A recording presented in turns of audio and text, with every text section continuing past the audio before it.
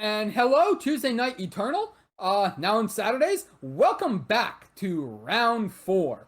Uh, we're continuing with this fast-paced Throne Eternal action. We'd have it no other way. This is why we love the format. The decks are synergistic. They work. The gameplay is quick. It's brutal, but there's still lots of decisions to be made. Kate, which matchup do we have this round? So this time we go back to FJS versus Argent Port Image. However, these decks are quite different from the ones we saw in round two. The FJS deck is not as heavy on the cow action. They are running 4 copies of Display of Ambition. We have 4 copies of Decro Conqueror.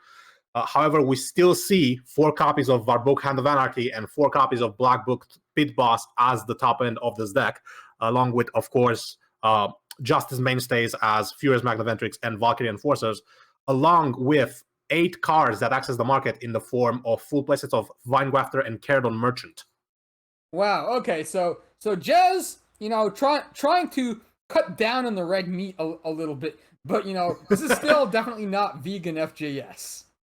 Definitely not, and they are up against also a much more relaxed take on Argent Port Midrange, a much more justice-heavy version from Marten's part. Although they are running a full playset of Sedity, a full playset of Roland Iron Tyrant, very, very heavy on the justice, full copies of Svetia Lightbringer with an extra Svetia Merciful Oreen in the market. Yeah, well, so this is basically Argentport's take on the eggs, on Male's eggs archetype. Or we could just call it vegan Argentport now because there's no beef. In any case, this is a perfect hand from the Argentport player from Marten. Turn 2 Lost Scroll, turn 3 Roland. You can't ask for more out of AP mid. Not only that, but we also see some really, really good disruptions on Marten's hand in the form of Exploit and Annihilate. You can attack the hand, you can attack the board, which is a very good lineup against most of Jez's threats here. And Jez's case, I'm not sure if they're on the play, but if they're on the draw, it's an immediate ship. 3 depleted power, 3 4-drops, and Display of Ambition. Ugh, I do not like that hand. I will ship that every single time. Jez appears to be on the play, it seems, and they have kept that hand. And I think being on the play, starting off on a couple of crests, is, while slow, somewhat reasonable, especially against a deck that is also somewhat slow and does find most of its value in the late game. Yeah. So open deckless definitely affecting Jez's decision here, I think, because if this were on ladder, it'd be immediate ship for me. But in this case, I do think it's more reasonable. But yeah, just my instinct there. Just saying. We see the impact of open decks list here, whereas on ladder you cannot know what your opponent is on. They might be on something very aggressive. You cannot risk a hand like this. When you know you're against a slower deck, you can risk a hand like this. You can find your disruption, find your cards that go above your opponent's cards, and it's just like a much more calculated mulligan step. Yeah. So this Varbook is going to make this Roland very sad, and then otherwise, it's double Magnaventress. Yeah, we have seen Varbook put on a lot of work today, really proving its worth as a card that turns out when your 4-drop with Charge and Valor casts Windrush Choice, that's pretty good. Yeah, I agree. Honestly, what I wonder is how far away are we again from seeing Rakano in the Throne meta? I've been considering such a build. The big issue I have is what are my options in the 2-drop slot? Because in 3, I have Valkyrie Enforcer, possibly a Smuggler, though maybe not so much with all the auto treads running around. But in the 2 slot, Rakano is kind of a case of what do I do? Rakano, a popular, historically very, very popular archetype, even when it is not at the height of its power. It is a cheap deck. It is a somewhat simple and easy deck to play, and it is also very fast, which counts for a lot in the ladder presence. Fair enough. Okay, players getting the signal to start the game. Gonna see. I assume we're gonna start off with quests from both players. Gonna see. Hopefully some cards to the top. And just going action into action. Crest of Vengeance from Jez. They're taking a moment. They're gonna put that back on top. And from Marten, we see a Stormhold plating, which Bottom. That's a Roland's favor. Bottom. That is a fair point. They are, however, taking a moment. They are thinking about it. Keeping it. I believe that is a top. Yes.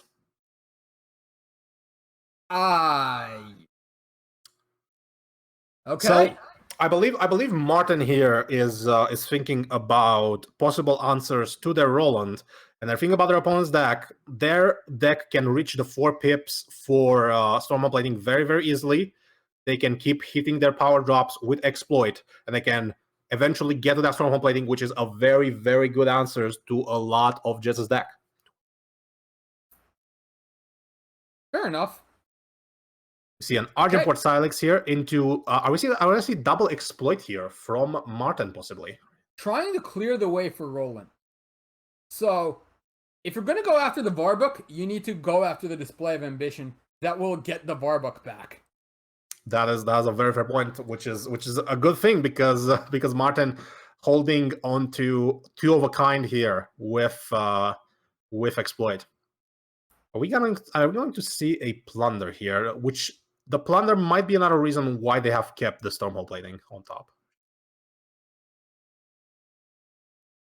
There's the display, and now we're gonna see a plunder trigger here. No, we're gonna pass right away. Jez continuing to play depleted power here. They have, however, top decked a Dicro Conqueror, which is a card that has somewhat recently seen a buff, I believe. Okay, triple Magniventress. Well, triple Magniventrix, not that good versus Roland, which is a 1/3 Decay Endurance. However, it is pretty good at attacking through this Roland, as every Magniventrix generates more and more armor, making each previous Magniventrix bigger and bigger for a bigger wallop. Except, oh no.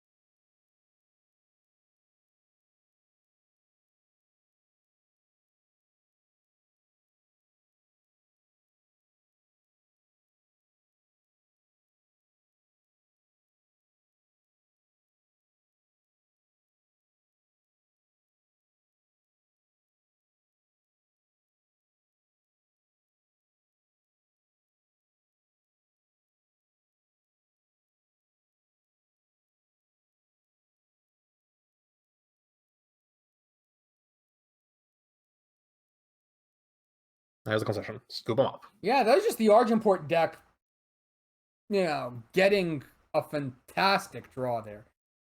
3 Rolands. That's rough.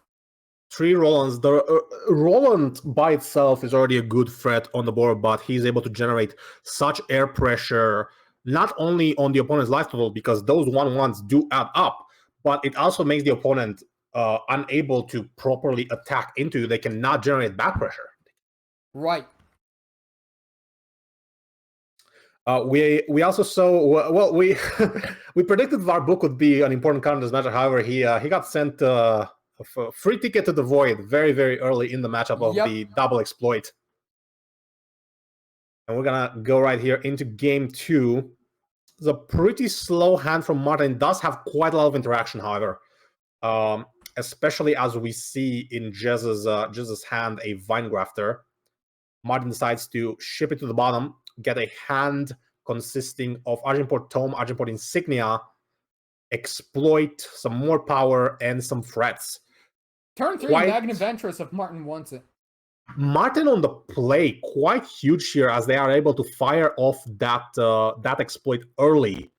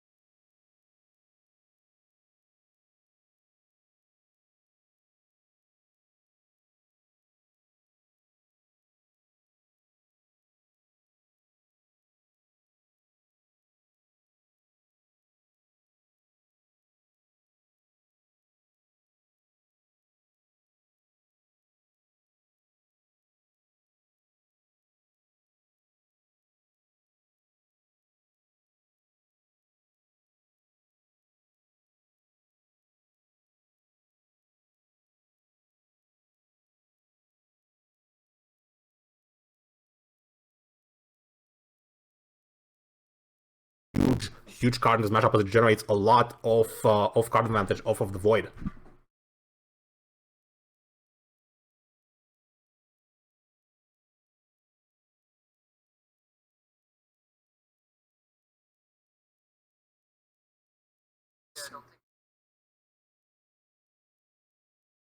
You want to reset your void, your ninja thingy. We see a Justice Etchings from Marten here, firing off yet another exploit, getting Decro off of Jez's hand. Jez on a very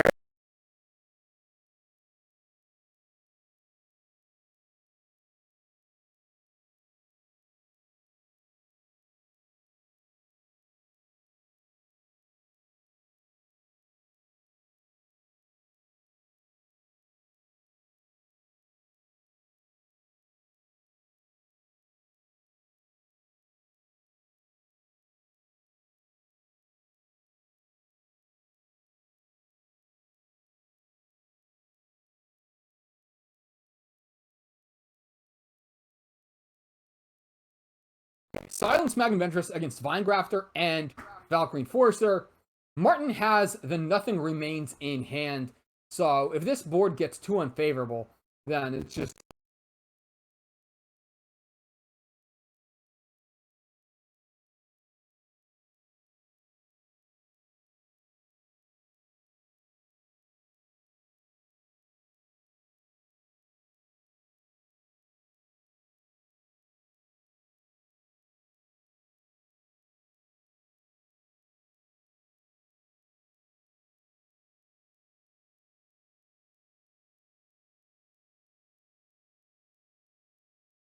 And we'll see here that setup with Edict of Makar paying off in a that huge Edict way. of Makar, nice 5/5 flyer for 5. Get it out of here.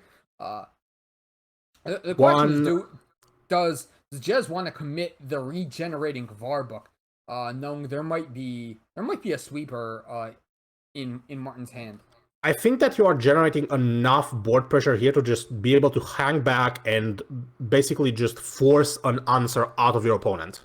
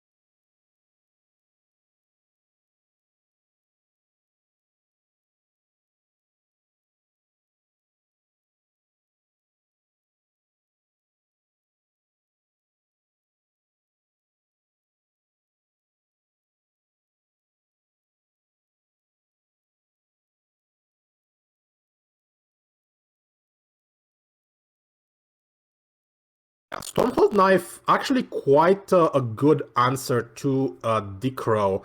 However, Varbuk will come down with charge and just continue pressuring Marten. Yeah, I'm not.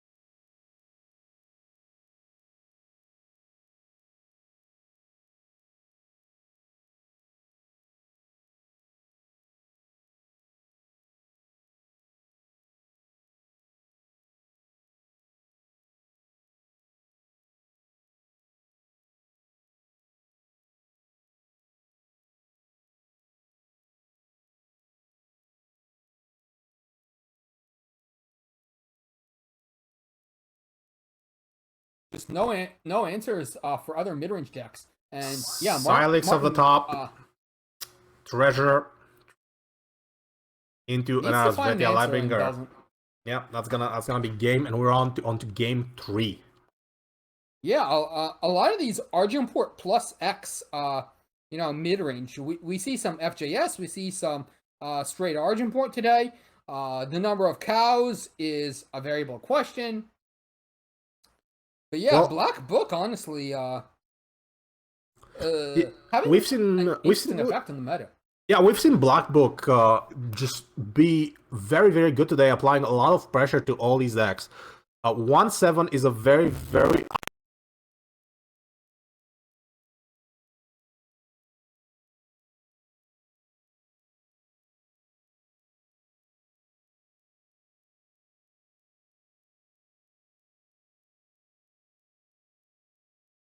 the fantastic synergy that it has with cards such as classics such as Tavrod. If you hit Black Book with Tavrod, that's huge. He's also huge with Brody. So this TJS Argenport Minotaurs thing, I wonder if we'll ever see it come to fruition. Okay, we see here opening hand of Marten. Couple of insignias, some interaction, Suffocate coming down on the Vine Grafter, the 9 market access, and possibly most importantly, a regen keyword on one of the units on Jez's hand. Yeah, that was definitely, hey, kill it while you can. Yeah, Vine Grafter proven to be quite the oppressive force during its run in Expedition and has continued to be a throne staple for shadow creature decks in particular. Let's see Yeah, an insignia here from Marten.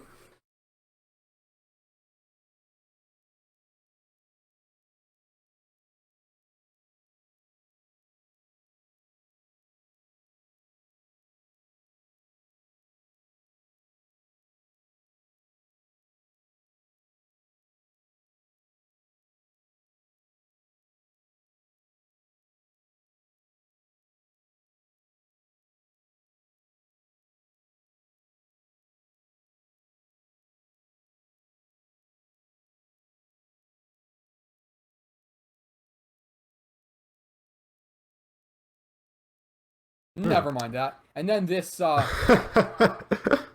Well, this Dichro.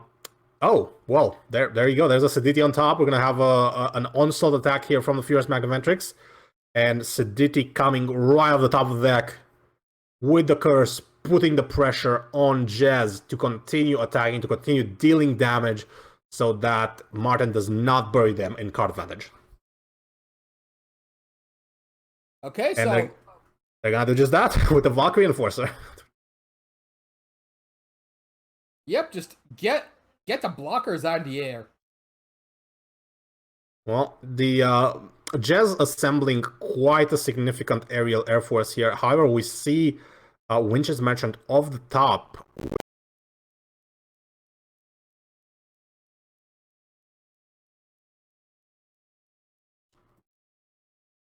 Gonna see an attack here. Magnaventrix bounces off of the Valkyrie Enforcer. Gonna see Roland come down. I think that is a bit of a slow play in this board state.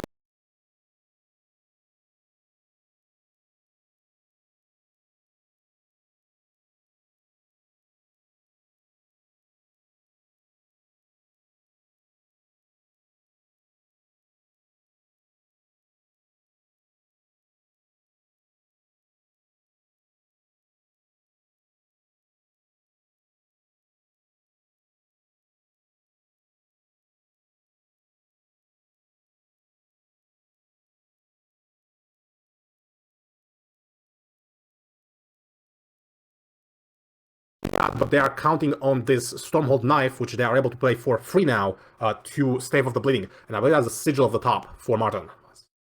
If I'm not mistaken. We're gonna see Stormhold Knife here. Furious Magnaventrix is getting a +5/+5 from the equipped Stormhold Knife. Do we see the display of ambition going after the Magnaventrix? I'm not sure. I think you can stave off this pressure. Like, you are just faster than the opponent at this point. Gonna see Stormhold Knife going for the Dichro. Yeah, if you're going to make Reapers with Roland, you need to make sure that there's no Dichro remaining. Okay, so Marten is at 4 plus the 2 armor remaining from the Stormhold Knife, but I think he's just dead. The second Dichro. Yeah, that definitely seems to apply. Dichro quite good against these 1/1 Valkyrie Reapers. That's the display of ambition here, taking 2, picking up a bunch more units. Okay, and now we see, yeah, if Jez elects to yeah, Dichro, a space, and I believe that is exactly 6 damage.